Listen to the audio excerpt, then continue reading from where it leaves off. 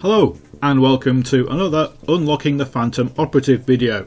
This time it's part 2, and that's because we now know how to get into the room to collect the bow. So as mentioned in the previous videos, you have to travel down in the elevator. To travel down in this elevator you need the Phantom dog tags, the Phantom soldier camo and the Phantom weapon camo, and you need one of the final stand premium dog tags. Now there's one for each map. As long as you have 4 of them, that's one of each, in this elevator, and everybody is wearing one, you'll survive. You've not got the camos, you've not got the dog tags, you're going to end up on the floor like this guy. So as many people as want to can get into this elevator, as long as you've got all 4 dog tags between you and you've all got the right requirements in terms of the Phantom gear. So here we go, travel down in the elevator. It does take a long time because it's doing the checks at various points to kill off the people that don't match the criteria.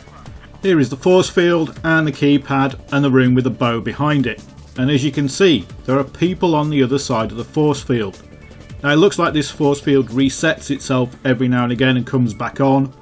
And I think that's why there's a keypad inside the room as well, so that you can unlock the force field, drop it and get out. Now this guy here is entering the code, and the code is now appearing on the screen. It's 1290-429-3976-48970. Enter that and the force field drops, and then it's simply a matter of going into the room with a bow, pressing R, and you get the bow and it unlocks.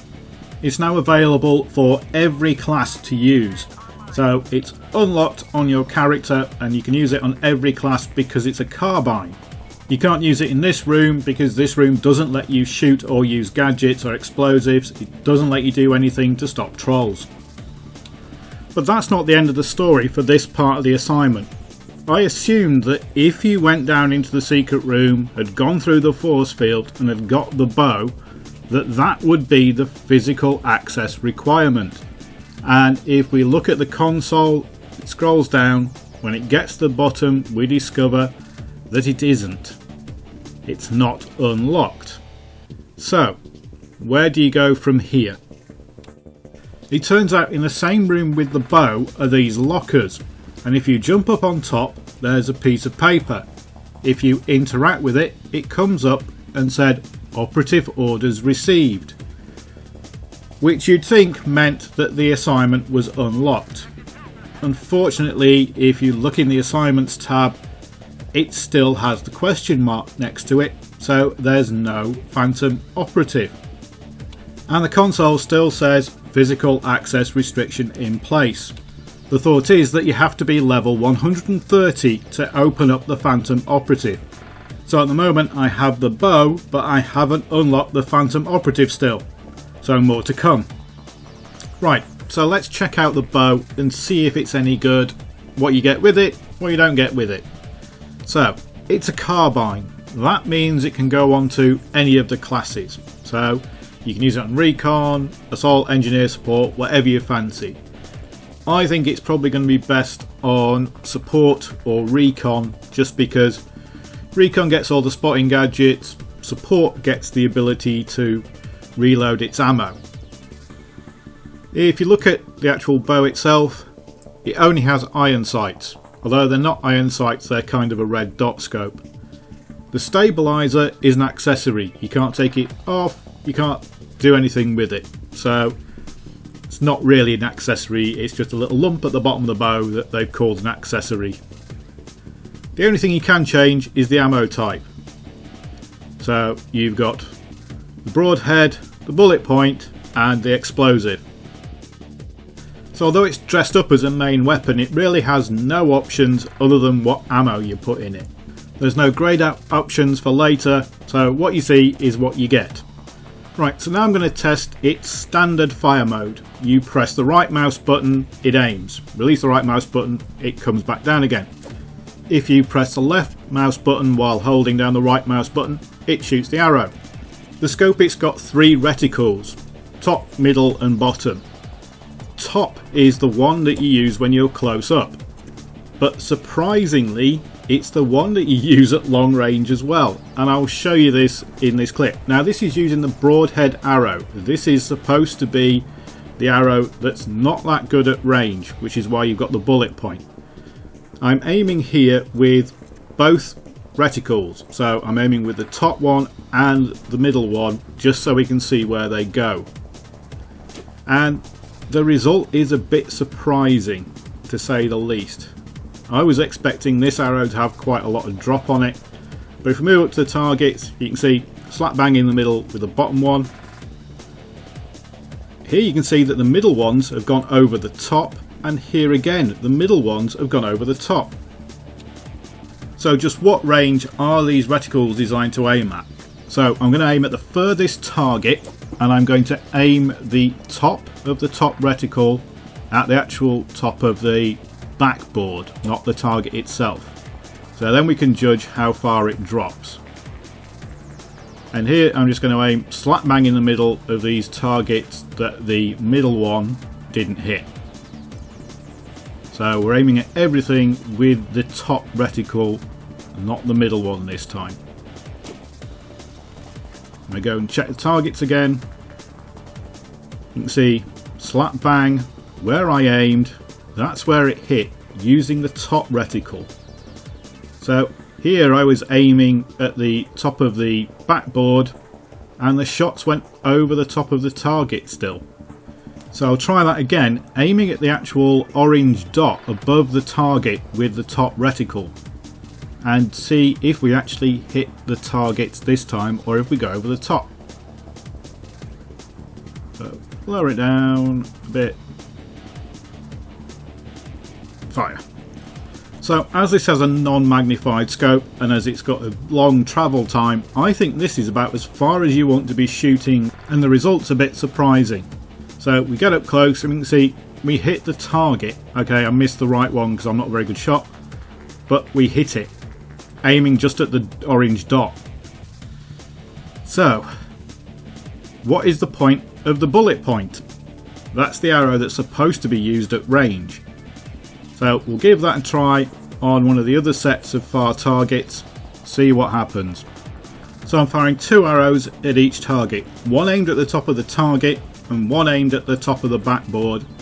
See where the arrows go. It's taken me a while to aim because I can barely see these targets, and that's why I can't see the point of this bullet point arrow.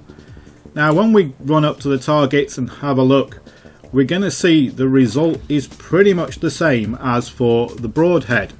So we hit the target with the two aimed at it, go over the top with the ones aimed at the backboard. The third arrow is the explosive tip, and it's exactly the same one as they used in the film Rambo. So let's try this out. Now this does have drop, and you will have to start using the lower reticles. So aiming at a target that's in the mid distance and it's just dropping short. So aiming with the top reticle at those targets, it's not quite making it. Moving to targets a bit closer up, it's barely making it to them. So there is a horrendous amount of drop on this arrow compared to the others. And if you try going for a long range target, you can see it barely makes it anywhere close. So how much damage does it do? Well, I'm going to take some shots at this boat, starting off with 20 arrows, and I think you're going to be surprised at how many this takes. It takes so many, I'm now going to have to speed this up. Now I can understand this arrow not being very damaging because they have given you 20 of them and it has got a range on it. But we're down to 6 arrows left now, and the boat is finally going to blow up. 15 arrows it took. If you've watched any of my weapon test videos, you'll recognise this bush and this wall. So I'm just going to make some marks on the wall so I've got something to shoot at. Fortunately I've got a 3-shot pistol with me, so making more marks than I intended. Anyway, I am going to fire 10 or so aimed shots at this mark here and see just how close the bow gets. And I'm speeding it up again so you don't have to watch it all. And I'm doing the test with a broadhead arrow because that's going to be your standard arrow from what I can work out. Bullet point is okay, but is it really any better? So I shot at the bullet mark on the left, and as you can see, besides the one that dropped low, they all hit the target. And that's from 25 meters. So the broadhead is pretty damn accurate. Most guns don't do that well. Right, so let's try this weird snap shooting. So if you press the left mouse button without pressing the right, it snap shoots. But you've got no crosshairs on screen and you've really got no idea where it's going. So I'm aiming at the same point. Basically, I'm not moving in between shots to see where these arrows go. If you right mouse and fire with the left, it stays on target and doesn't drift away. So fired 9 arrows over here and they've just peppered that wall. So this snap shooting is only something you can do at very close ranges. If you aim, it's spot on accurate, but its lack of optics and its long travel time mean that it's not really effective at range, just because of practicalities. With the broadhead arrows, the bow will one-shot kill with headshots at all ranges, I think, and it will body shot kill in close range. It does 100 damage. The bullet head arrow only does 80 damage, so it will still one-shot headshot but won't kill to the body. A broadhead firing across this distance has just done 91 damage to someone, so it's pretty effective, but it's not going to be a one-shot kill. And getting the second shot in with a bow is always tricky. After playing with this bow for an evening, I would say that you're probably looking at medium range engagement. Maybe close range, but if they're really close, you're going to be pulling a sidearm. And if you stick to engagements that are ideal for its one-time scope, then you're not going to need anything other than the broadhead arrow. You might as well go for the extra 20 damage. If the bow had a scope, like some pistols do, then I would have said that the bullet head arrow would have been worthwhile. But without a scope, this just isn't a long-range weapon. But it is fun and it is a bit different. It's a weapon that we haven't got in Battlefield 4, and there's nothing like it in Battlefield 4. Yes, we had it in Battlefield 3 with a crossbow, but this is even different to the crossbow. I think the crossbow was better than the bow, but we can live with what we've got. And you're going to have to use it if you want to unlock the Phantom Operative. I think my main gripe with the bow is the sight. I think it would have been so much better if there was option for a scope for it. We've had scopes on the bows before, and we've even got scopes on pistols. And compound bows in the real world can have scopes on, so why didn't we get the option with this one? It just seems that there's something missing. And calling the stabilizer an accessory when you can't take it off doesn't seem to make any sense. It's not an accessory, it's just something that's on the bow. So it's a bit of a letdown, but fun. So as a quick recap, to get to the bow, you must have the Phantom dog tag, the Phantom soldier camo, the Phantom weapon camo, and have them all equipped.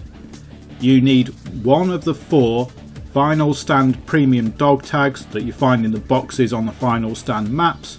If you've got all of those equipped and get into the elevator with at least 3 friends, so that you have one of each of the Final Stand premium dog tags, then you can use the elevator button, go down to the lower room, enter the access code that I showed you earlier, go into the room and get the bow. So that is part 2 of the Phantom Operative. How to get the bow. Hope this helps, and thanks for watching.